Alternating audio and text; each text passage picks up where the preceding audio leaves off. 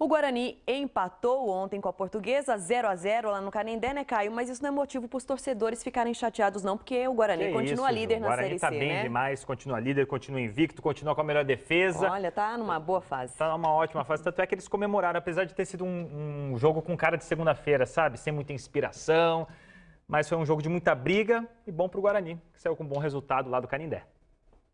Não se engane pelas marcações no campo, não, separado por jardas. A noite não seria de futebol americano, embora por várias vezes tenha até parecido pelos tipos de jogadas, cheias de confrontos. O jogo ficou muito de ligação direta nos dois times.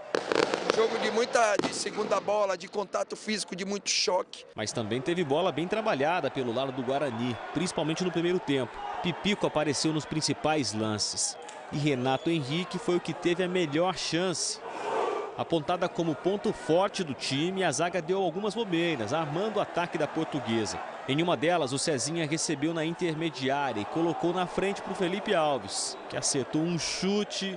O Leandro Santos fez grande defesa. Marcelo Chamusca trouxe na pastinha dele, no intervalo, a esperança de que o resultado viria no segundo tempo. O Guarani tentou no contra-ataque, como o treinador já havia imaginado antes da partida. Mas sem conseguir os gols, ele partiu para as alterações. Colocou o Everton, colocou o Edinho. Um participou do começo e o outro no fim dessa mesma jogada, que não passou do zagueiro. Em uma das grandes chances da Portuguesa, Leonardo recebeu o desvio de Caio César e chutou para fora. Cezinha também foi outro que arriscou de longe e até tirou um suspiro da torcida, mas não conseguiu o gol. A Lusa foi melhor na reta final do jogo. Mas o Guarani não se entregou em nenhum momento, lutou até o último lance. Esforço reconhecido pelos torcedores que viajaram para São Paulo e até por aqueles que estavam dentro de campo.